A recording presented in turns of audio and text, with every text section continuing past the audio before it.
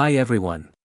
In today's video, we're diving deep into one of Excel's most essential and used tools, the SUM function, so let's start. First, basics of SUM. SUM function adds numbers in a range. For example, here's a dataset with item sales prices and quantities. We want to sum the sales price. First, we are going to navigate to the cell where you want the result, and then press the equal button on the keyboard. Type SUM function and open the brackets, drag and select all of the data to sum, close the brackets and hit enter. Now to do the same to the other column, let's do the same, type SUM function and open the brackets, drag and select all of the data to sum, close the brackets and hit enter. Or you can just go back to the previous formula, stay with your mouse over this small square and drag it to the next cell.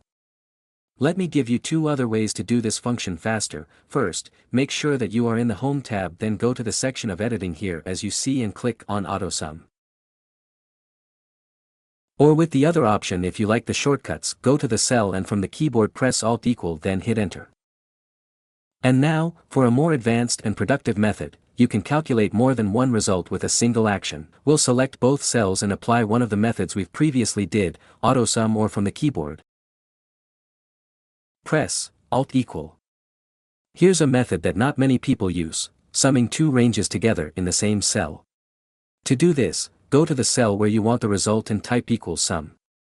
Next, select the first range, then press the comma to separate the ranges. After that, select the second range, close the parentheses, and press enter to get the result. Now you have both of those column sum result together here in that cell.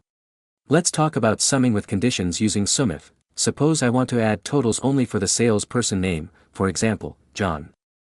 In that case, we will go to the cell and type the formula SUMIF, then open the parentheses to proceed.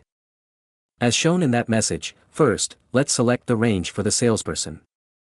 For the salesperson column, we will select the entire column by dragging the mouse over it. Press the comma, and then our criteria will be the first salesperson. We have two ways to put our criteria. One option is to type the name of the criteria and place it between double quotation marks. But our focus here is to make this dynamic, so the better way is option number 2, simply click on the cell that you want to use as the criteria. Press comma to separate, then the next step is to choose our sum range, which is the range that we want to be the result of our formula. In this case, it will be the sales price. After selecting the column of the sales price, close the parentheses and press enter. Now, we have the sum of the sales made by John only, according to this data set. If we try to drag down the formula to calculate the same for the other salespeople, it will appear incorrectly. Let me show you why. If we go to the formula bar and click on it, we can see that the data range for the salesperson has shifted by one cell from the one above.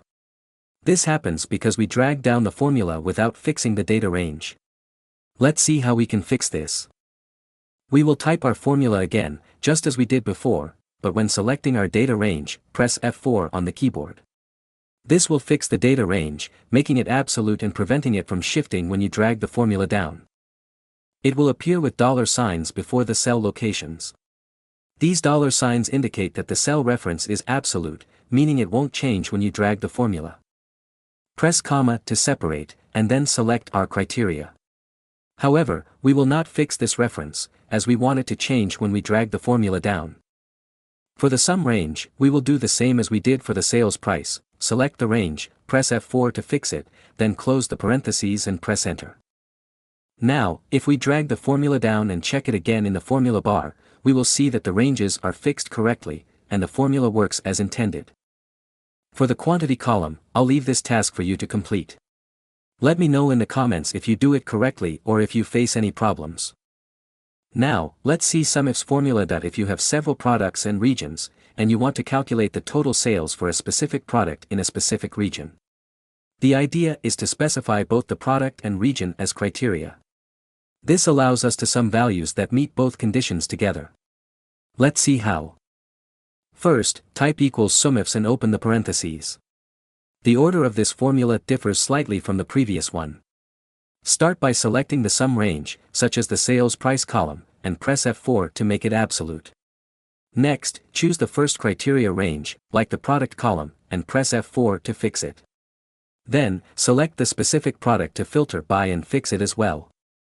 After that, select the second criteria range, such as the region column, and press F4 to fix it.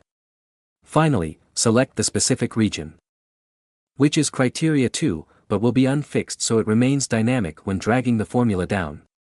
Close the parentheses and press Enter to complete the formula.